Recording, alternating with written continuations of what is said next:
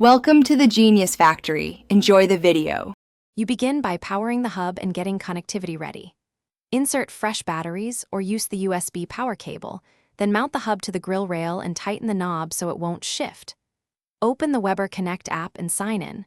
Once done, grant Bluetooth and location permissions so the app can detect devices. Make sure your phone's Bluetooth is on and you're within a few meters of the hub before moving on to pairing and firmware updates.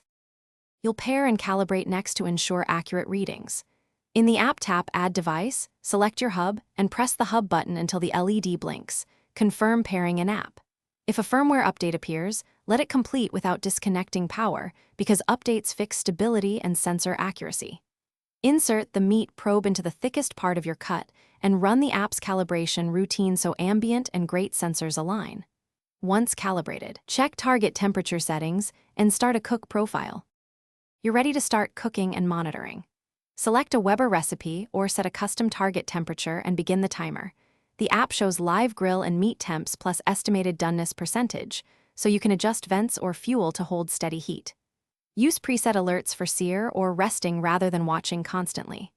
If the hub loses connection, reboot the hub and your phone, toggle Bluetooth, then repair in the app. This resolves most connection issues quickly. Thanks for watching. If you found this helpful, don't forget to like and subscribe.